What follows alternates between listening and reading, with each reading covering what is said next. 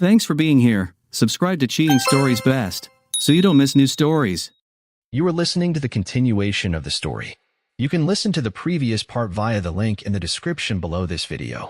Happy listening. Harriet placed a cup of hot coffee on the bedside table and gently tapped the pillow. She said softly, "Leslie, honey, it is time to get up." She watched as Leslie, with her eyes tightly shut, rolled over sleepily.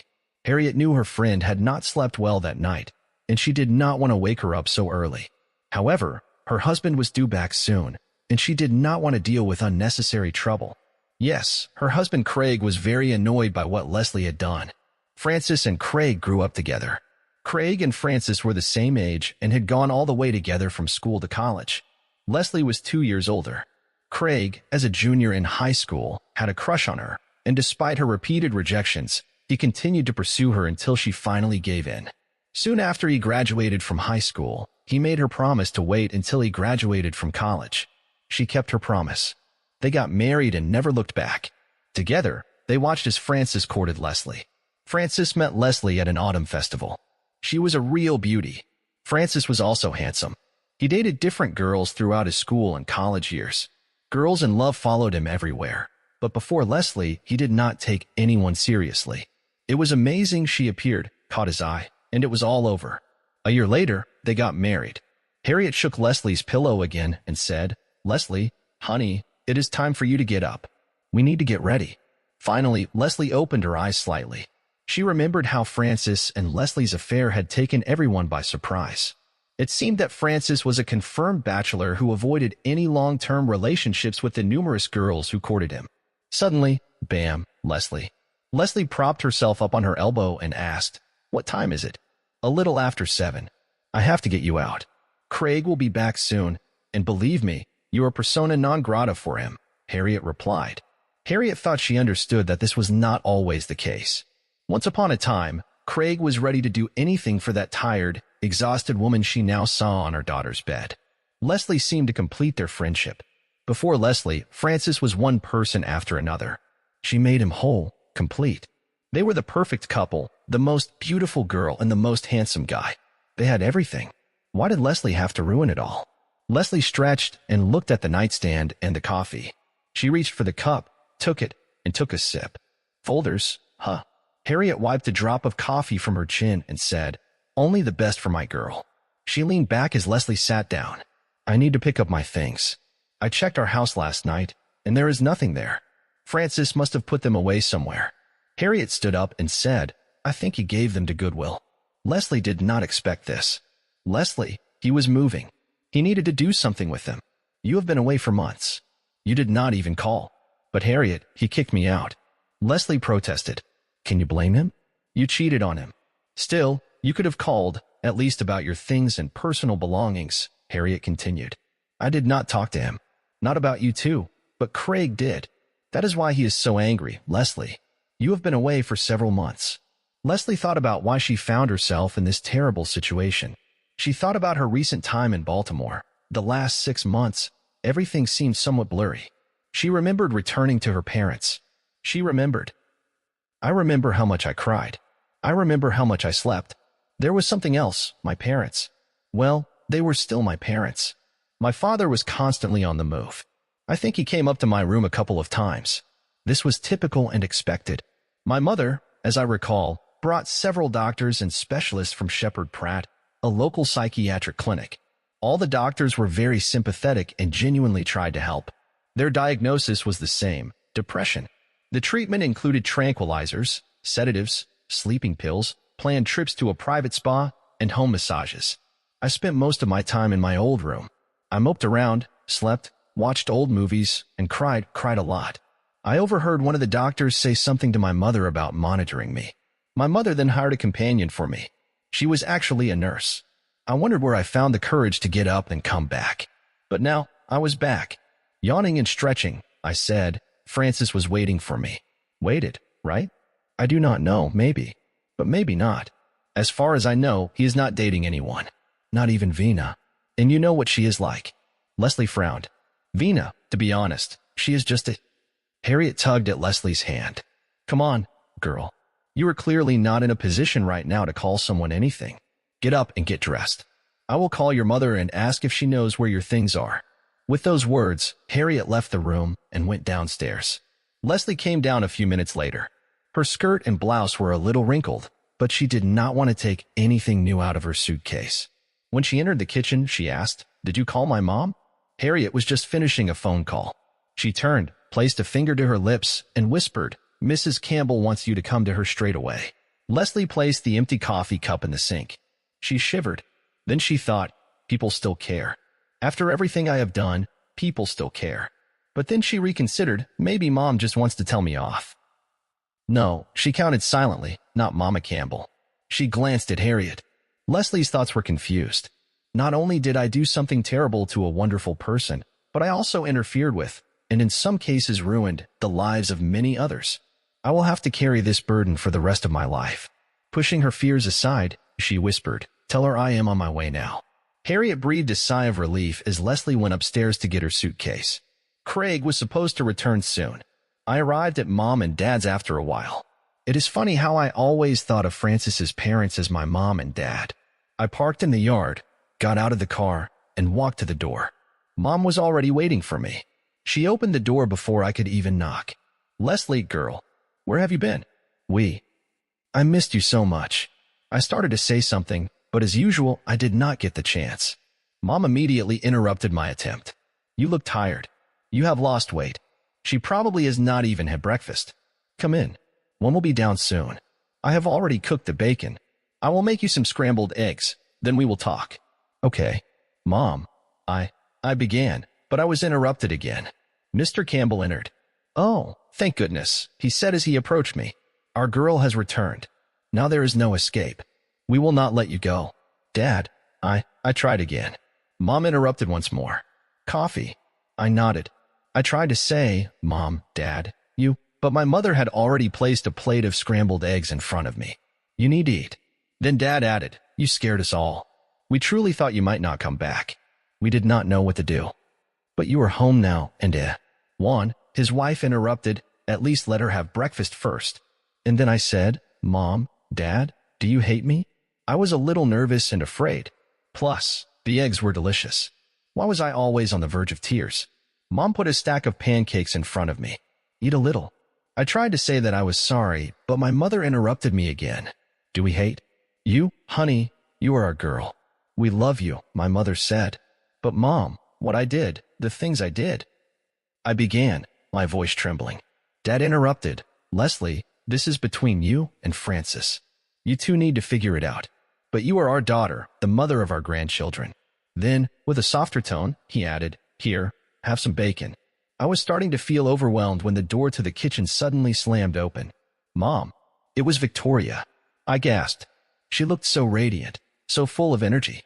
Something flipped inside me, everything turned upside down. I had one thought, "Please, just don't cry."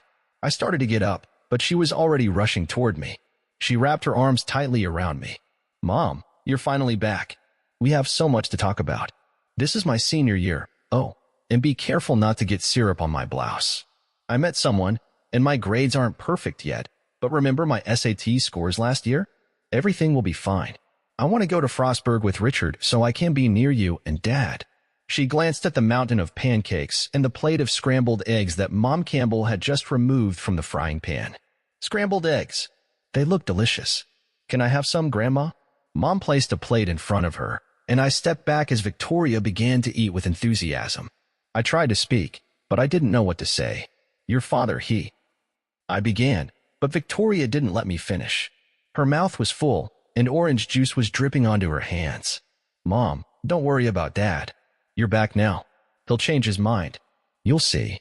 It took my breath away. I felt tense and nervous. I had to change the subject. "I need to go see Mrs. Beals today. She has a room to rent." Mom interrupted. "I thought you said you were staying with Mildred Belson. She's not too happy with you right now. It might be difficult. She may give you a hard time if you try to stay there." Dad chimed in, trying to soften things. "What Maggie is trying to say is that we've already prepared the back bedroom for you. It's ready, even if we haven't done much yet." He looked at me seriously. "If Mildred gives you trouble or if you can't afford the rent, we're here for you." I looked at Mom, Dad, and Victoria. I thought, don't they know? Of course they do. Everyone knows. So why are they? I burst into tears. Dad muttered something under his breath, stunned, but Mom quickly pulled him back. Watch your language, she warned gently. Dad buried his face in his scrambled eggs. Victoria stood up. You're my mom. We all missed you. Sure, you did something wrong.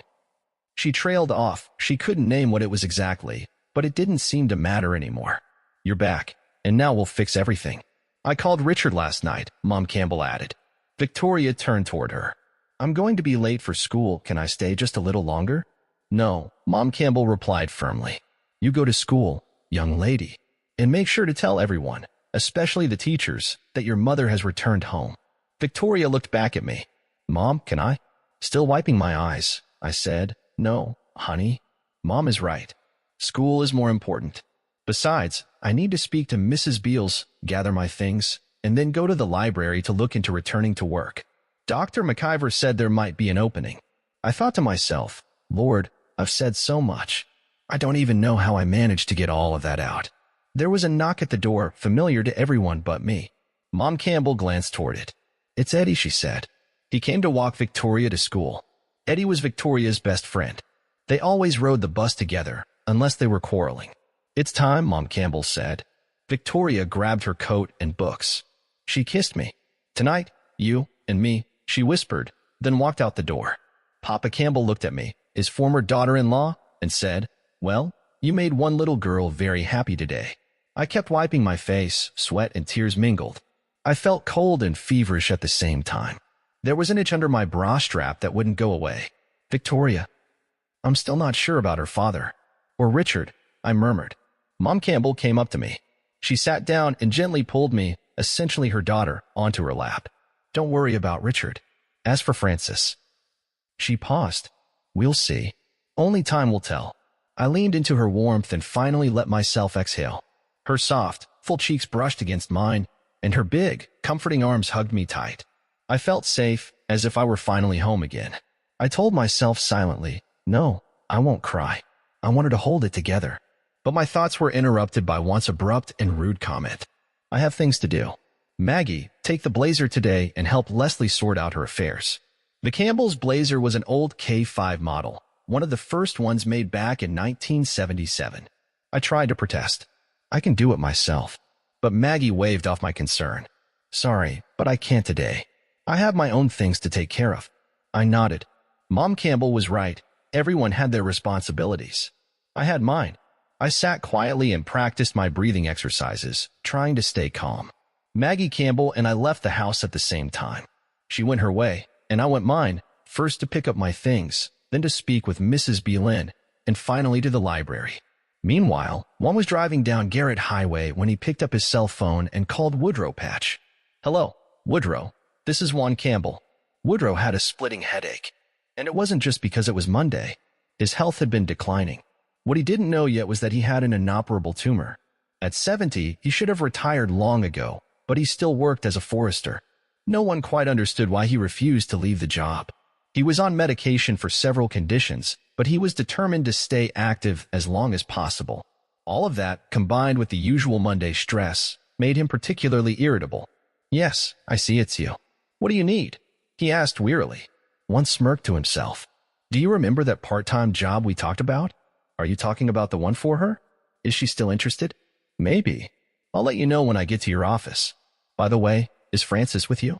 He was, but he already left. Got a report that someone left trash along the hiking trail near Savage River. Probably teenagers. He went to check it out. This guy really takes that stuff seriously, one said.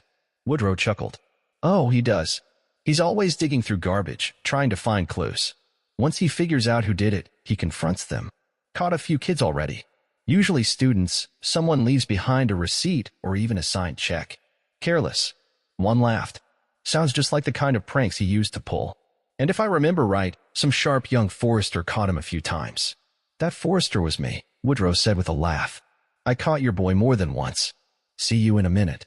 They both hung up. In Frostburg, Richard Campbell was on the phone with his father. Hello, Dad.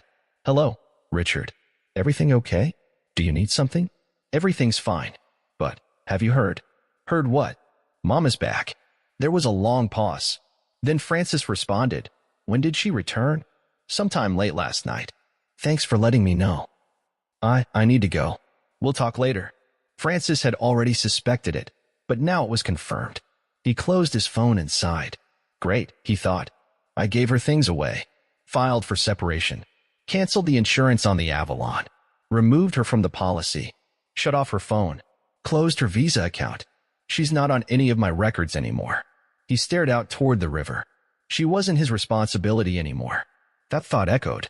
Originally, he'd come out to investigate a report of trash, beer cans, paper, leftover food, probably left by careless teenagers. But suddenly, he no longer felt like combing through litter for clues. Instead, he walked back to his vehicle, pulled out a fishing rod and a basket, and rummaged around until he found some worms. Maybe just a little fishing, he thought. Maybe a short nap in the sun. The weather was warm. Puffy cumulus clouds drifted across the wide, blue sky. As Leslie drove back into town, she took in the familiar sights and sounds of the place she'd lived in for over 20 years. It felt good to be back.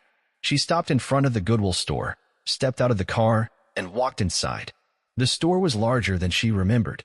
It had opened not more than an hour ago. She entered slowly and looked around. "Store manager?" she called out. Lori and Wack was folding old shirts when I entered. A feeling of uneasiness began to grow in me. She was wearing one of my blouses. Lori and I had never been particularly close.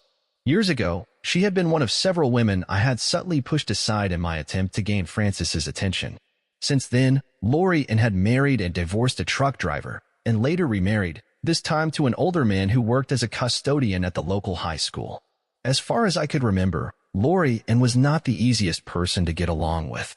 She had a reputation for being grumpy and quick-tempered. Still, I approached her. "My husband recently brought some clothes here," I said carefully. "You wouldn't happen to know where they are, would you?" Lori's cheeks flushed slightly. "We've already put everything out," she said. "Most of the items have been sold. Can you show me what's left?" I asked. She pointed toward the back of the store. As I said, most of it has already been picked through. But what's left is back there. When I reached the indicated section, I saw that she was telling the truth. Very little remained, and the price tag showed surprisingly low amounts.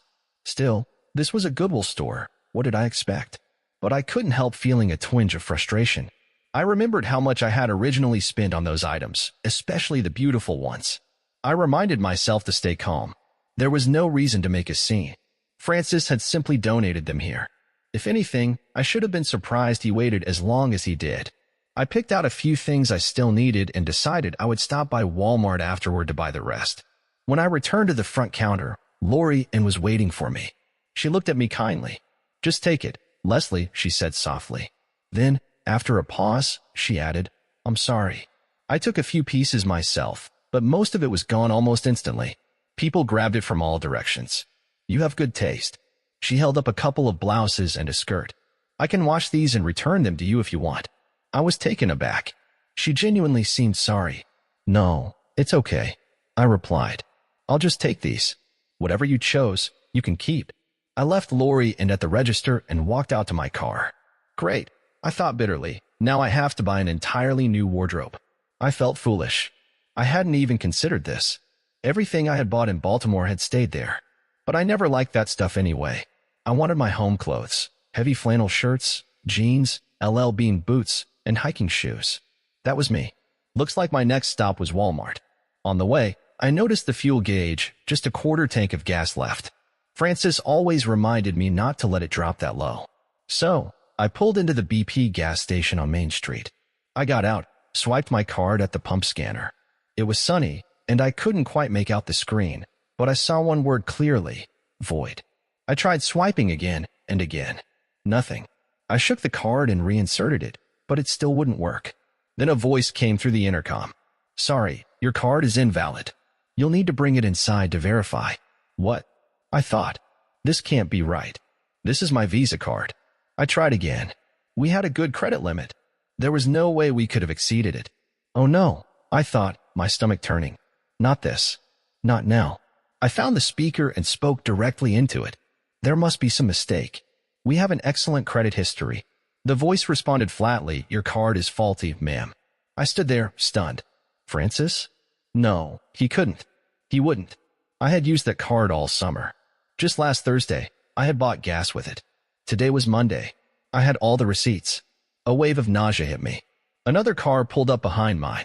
"What are you going to do, ma'am?" the intercom voice asked, more urgently this time. "I'll come in and pay in cash," I replied.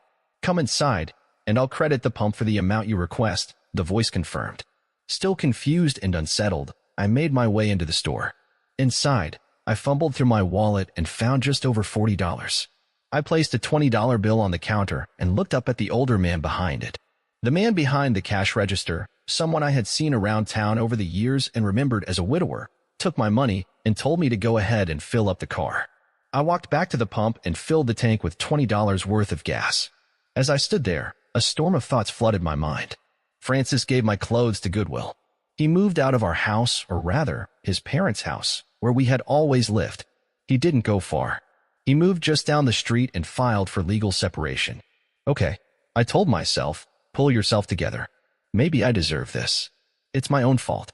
But then another thought hit me. He wouldn't block my credit card, would he? He knew I didn't have any money of my own. He knew how much I depended on that card. He wouldn't do something like that to me, would he? A sick feeling formed in my stomach. I had read stories about people who did these exact things when they were getting divorced. People took revenge. People made quiet, calculated moves. I had been away for 6 months. My father had warned me that Francis might pull something like this, but I refused to believe it. Did he really do it? No, he couldn't. He wouldn't. What should I do if he did? He wouldn't hurt me like this. Not Francis. Not my Francis. I should have come home sooner. I never should have left. Was I really this naive? I pulled my Avalon over to the edge of the BP parking lot. I felt nauseous and knew I needed to use the restroom. I got out of the car, went inside the gas station, took the key, and headed to the restroom. My hands were shaking. I still felt sick. I was so nervous. I had my phone with me. I could call Francis. I could find out what was going on. If he had blocked my card, I could explain how much I needed it. He would understand. He would fix it. Wouldn't he? Back in the car, I took out my phone. I stared at it, hesitant. Just call him, I thought. Call Francis Campbell. But then another thought came to me. The phone contract was in his name. I had used the phone just a few days ago. Last Thursday, in fact. I opened it. The screen lit up, but there was no Verizon icon. No signal. Nothing. Just darkness. No sign of connection. I pressed all the right buttons. Nothing happened. It was completely useless. Panic began to rise. No, I told myself. Don't lose it. Not now. Not today. I needed to calm down. I dug through the back seat and found my sewing box. I opened it, searching for what I needed. There, tucked in the corner, was one of my pill bottles.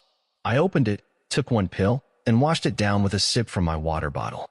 Okay, just sit still. Sit and breathe. Let my little helper do its job. Everything will be fine. Everything will be fine. A few minutes passed. The fear began to loosen its grip. Slowly, confidence returned. Relief washed over me. It felt so good. I started the car. Maybe instead of going to Walmart right away, I'll stop by Mrs. Beale's first. Sort out the apartment issue. Then I'll go to Walmart. I put the car in gear and drove off. I tried to pretend I was enjoying the ride, familiar streets, clear skies, sunlight. But deep down, I still felt tense. Maybe I should take another pill. I reached over to the passenger seat, opened the sewing box again, and took another one. I turned on the radio. Country music. Real music. Songs written by real people about real problems. It helped. I turned the radio off as I approached Mrs. Nelson's house. I parked, jumped out of the car, and tried to walk confidently toward the door. My legs were slightly unsteady. As I walked around the house, I saw Mrs. Beale in the yard, hanging laundry on a line. I called out, "Hello, Mrs. Beale." She turned and saw me. At first, she smiled. But then something shifted. Her smile faded. She seemed to remember something I had done. "Leslie, what do you need here?" she asked. "Oh, didn't my mother tell you? I'm here about the apartment you're renting out." Mrs. Beale shrugged. "That old place? You wouldn't be interested in it." "No, ma'am," I replied. "I really need it." She hesitated, clearly unsure. Then she set the laundry basket down on the picnic table and said, without enthusiasm, "All right, let's go." She didn't look me in the eyes. I avoided her gaze, too. I felt terrible. Still, I followed her. We entered through the back door, passing through her kitchen, the living room, and into the spacious front hall of the house. I started to feel slightly better, calmer. Thank you, Pfizer, I thought. Mrs. Nelson's house had been built by her father many years ago, before her husband passed away. The front door opened into a large hall.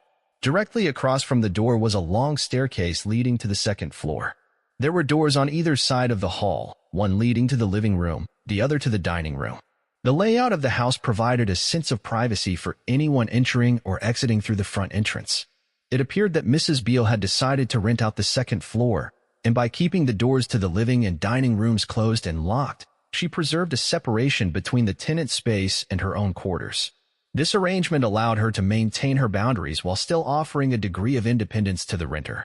We approached the stairs. She began to climb, and I followed.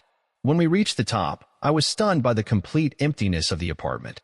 I had assumed it would be furnished, but there was nothing, no furniture, no clothes, no Visa card, no phone. It felt as if my mind had narrowed to a tunnel. My thoughts spiraled. Mrs. Beale turned to me, interrupting my downward spiral. There are 2 large rooms here. One can be used as a living room, the other as a bedroom, she said, pointing behind her. There is a small kitchen there, she added, gesturing to the left, and a bathroom with a shower, she finished, pointing to the right. I asked, is there any furniture? She replied, no. And I expect you to buy carpets for both the living room and bedroom. Carpets will require underlay. There is a stove, but you will need your own refrigerator. Rent is $700 per month, payable in advance, plus a $100 security deposit. My mind began to race. Carpets, underlay, refrigerator, $700 in rent, and a security deposit. I felt sticky with sweat, somehow dirty, uncomfortable in my own skin. What about utilities? I asked. I will pay for them, she replied. But then she added, with clear firmness, I wanted to be quiet here. No guests, no loud music, and no male friends. She emphasized male friends in a tone that carried more meaning than just a rule about visitors. It was clear she did not care for me. Can I write you a check? I asked. Mrs. Nelson replied, I will accept your check, Leslie, but I am not happy about this arrangement. I know what you did, and I am ashamed of you. I am only taking your money because I am afraid of losing my house taxes, you know. My stomach twisted into a tight knot. I must have had an ulcer, or maybe something worse. Cancer? No, I told myself. Do not turn everything into a catastrophe. You are not physically ill. You are emotionally overwhelmed. My heart ached. Mrs. Beale, may I use the bathroom? Her cold demeanor shifted briefly to concern as she pointed to the bathroom door. Of course. It is right there. I rushed inside, closed the door, and sat down on the closed toilet lid, trying to steady my breathing. I urgently needed to pull myself together. Maybe a glass of red wine. Maybe another sedative pill. Something to calm me down. I checked the time. Usually, I would be napping at this hour. Holding my stomach, I tried to refocus my thoughts. My head was spinning, and deep down, I knew the reason. Everyone knew what I had done. My mother, my father, Lori, and now Mrs. Beale. Of course they knew. This was a small town. Word traveled quickly. I felt branded. And the truth was, I was branded. A liar. A fraud. A cheater. And everyone knew. I had returned to the scene of my shame. It was unbearable. Do not cry, I told myself. You cannot cry. You must not cry. Mrs. Nelson's remark earlier had shredded what little dignity I had left. She had always been one of the kindest people I knew. She was my mother's friend. I remembered her offering me guidance when Francis and I had first married. And now she hated me. I felt small, insignificant. My head throbbed. I should not have taken that second pill. Mrs. Nelson's house stood on a quiet side street. Officially, it was called Algonquin Avenue, but due to the beautiful homes and high property values, locals often referred to it as Quality Hill. Real estate agents were constantly vying for these old, almost Victorian-style mansions. Surrounded by municipal buildings and attractive to the newly wealthy, it was no wonder she was concerned about her future. Alone, without a man in the house, likely living on a fixed income, of course she was worried. She was most likely afraid. A few minutes later, I was able to leave the bathroom. After taking a few sips of tap water, I began to feel a little better. Mrs. Beale looked a bit less intimidating now.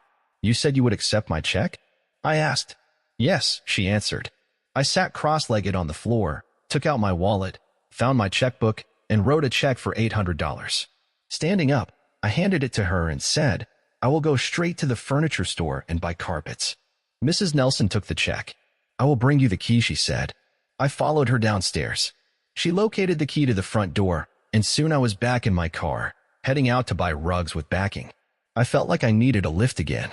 I checked my watch. Enough time had passed. I opened my sewing box, took out another pill, and swallowed it. I decided to skip the furniture store and go to Lowe's instead. They had less expensive carpet, and the store was nearby, practically within reach. I arrived, parked as close as possible, walked inside, and headed straight to the carpet section. I wonder if they will accept my check here, I thought. I went to the customer service desk and asked the employee. The woman checked their system, found a record for Francis and me in the database, and confirmed that my check would be accepted. Thanking heaven for that, I returned to browse carpets. The selection was huge, but I decided to be practical. I found two 9x12 rugs that cost less than $100 each. I chose the least expensive lining material available. "Delivery is not free," the employee warned. "Can you help me load it onto the car?" I asked. "Of course," they answered. We went outside, and I brought the car closer. After much adjusting, we arranged the carpets and underlay so they stretched across the hood and down to the trunk. We secured everything with twine, looping it through the windows and trunk, and tied each bundle separately. "How far do you need to go?" one of the workers asked. "Not far," I replied. "Then there should not be any problems if you drive slowly." I assured them that I could manage, although I was feeling slightly dizzy. Once inside the car, I started the engine and checked the rear view and side mirrors. As long as I rely on the side mirrors, everything will be fine, I thought. I believed I could carry the carpets up Mrs. Nelson's stairs without too much trouble. I pulled out of the parking lot, keeping close to the side of the road to avoid unnecessary risk. The radio was playing an old Reba McEntire song. Tapping my fingers on the steering wheel to the beat, I tried to convince myself that everything was okay. Everything was fine. Everything would be fine. Everything would have been fine if the driver of the pickup truck had been watching where he was going. What happened? About halfway through town, I stopped at one of the rare traffic lights. At least, I thought I had stopped. Either way, I was in the proper position according to the traffic rules, or so I believed. A man in a gray truck was running his green light and clipped the left front fender of my car. Honestly, it was barely a scratch. His old gray truck was not damaged at all. But we were in traffic, and everything happened so quickly. As fate would have it, a patrol car was driving along Main Street at that exact moment. The driver of the truck insisted we follow proper procedures. I could not blame him. He was very young, just a kid, really, and he said that his father would be furious if he were involved in an accident that was his fault. I did not know him, but when we exchanged insurance information, I learned his last name. His father worked for the railroad, but I think he was either injured or dealing with a condition and now received disability benefits. They probably did not have much money. Meanwhile, the patrolman turned around and pulled up behind my Avalon. He told us to move our vehicles to the side of the road because we were blocking traffic. He then asked if the carpet strapped to my car were obstructing my visibility. I felt fortunate they had not fallen off when the young man's truck clipped my car. After that, things became more complicated. The patrolman turned out to be Gary Pomoe. I recognized the name and said, "You are Ben Pomoe's son, aren't you?" He smiled politely and replied, "Yes, ma'am." "Do you know me?" I said, "I'm Leslie Campbell. You were in high school when my son Richard was there. And my husband was your scoutmaster, Francis Campbell.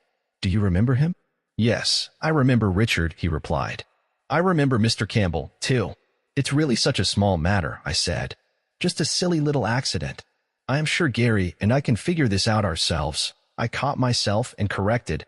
The young man and I can work this out. "You can go, officer." Officer Pomoe remained professional. "May I see your driver's license and registration, ma'am?" "And yours as well, young man." "Oh, come on, Gary," I said, slipping again. Then I corrected myself once more. Officer. "You know me. This is such a minor thing." "Yes, ma'am," he said. "I still need your driver's license and registration." Now I was a little annoyed. I had expected him to overlook the situation, but he did not. Officer Pomoe took both of our documents and returned to his patrol car. After some time, he came back and handed the young man his papers. However, he held on to mine. "Mrs. Campbell," he said, "did you know that this car does not have any insurance? According to the Department of Transportation, there is no coverage listed under your name at all." "Oh no," I thought. "This has to be a mistake." I said aloud. I'm sure there has been some kind of error. The department must have made a mistake. He replied firmly, No, ma'am. There is no mistake. I am afraid I will have to issue you a citation, and the license plates will need to be removed from the vehicle. Did he just say he is going to take my plates? I thought in disbelief. Officer, I protested. This is a mistake. I am sure I have insurance. Could we call my husband? He handed me the citation and returned to finishing the incident report. Afterward, he released the boy who had struck my car and then turned to me again. Where were you headed when this happened? He asked. I was on my way to Mrs. Bilson's on Algonquin Avenue. I needed. He leaned in slightly and interrupted. Have you been drinking? Have you taken anything, Mrs. Campbell? Oh God, I thought. This is getting strange. No, I said. Well, I did take a sedative earlier, but everything is fine. He seemed to soften slightly. Mrs. Campbell, he said, you are driving an uninsured vehicle. You do not have personal coverage. You have been involved in an accident. Additionally, I could charge you with driving under the influence, and your cargo could be considered a road hazard. Lord, I thought. I did not do anything wrong. Please, Mrs. Campbell, he continued. I want you to get back in the car and drive slowly and carefully to Algonquin Avenue. I asked hesitantly, and you will not find me again? I have already issued one citation, he said. Now, I want you to drive carefully to your destination. Yes, sir, I answered, trying to sound compliant. I drove carefully to Mrs. Bilson's house, with Officer Pomoe following close behind. When we arrived, to my surprise and relief, he actually helped me carry the carpets and padding upstairs. Alarmed by the presence of a police car outside her home, Mrs. Bilson stepped out onto the porch, nervously adjusting her apron. What happened? What is going on? She asked. While unloading the vehicle, Officer Pomoe calmly explained that I had been involved in a minor traffic incident. He then asked her if she had any pliers or a wrench. She said she did and brought them out to him.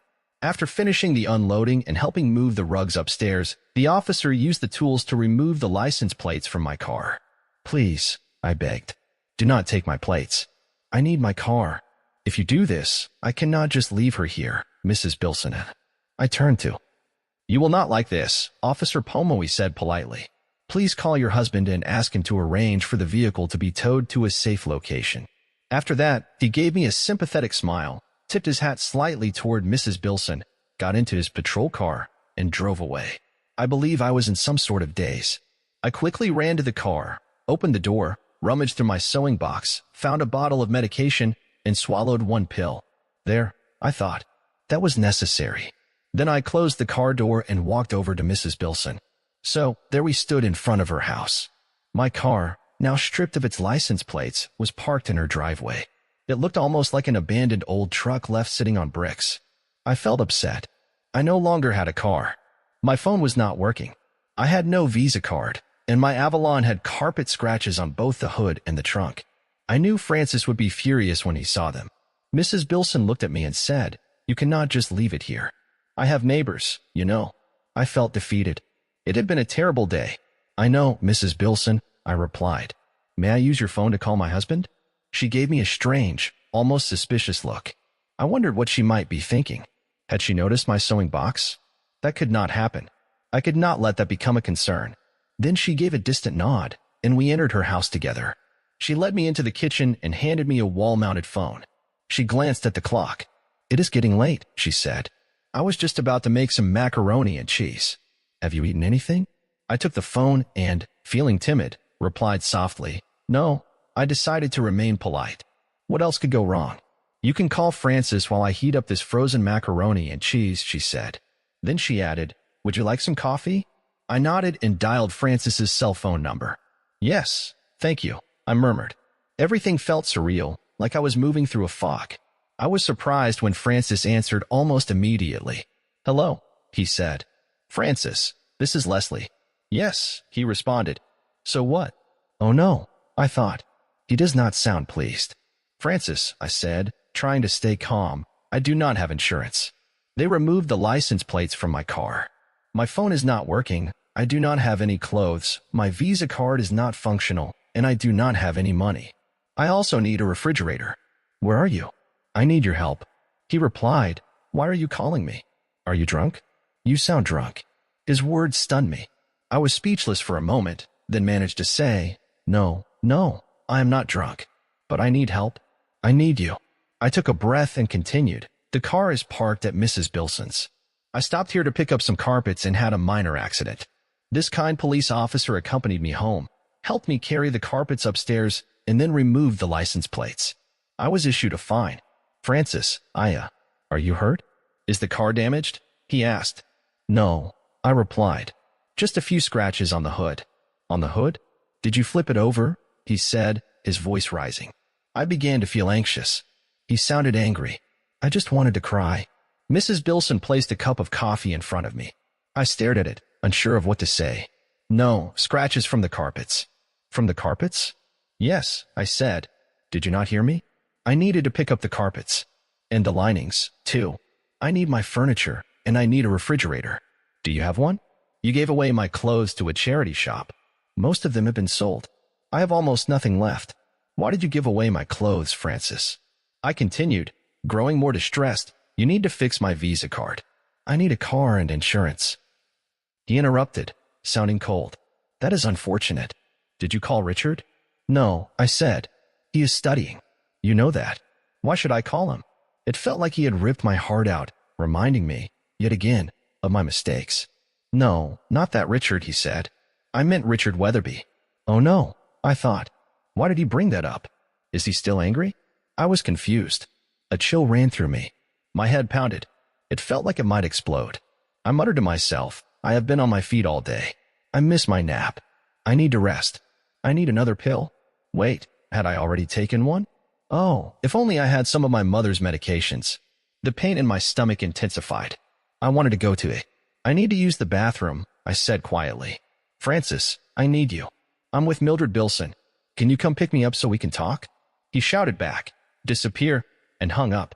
I was stunned. I had wanted to explain everything, but instead, I finished the sentence alone. Overwhelmed, I collapsed onto the floor beside Mrs. Bilson's kitchen table. I squatted down, looked up at her with tears brimming in my eyes, and whispered, I need to use the bathroom.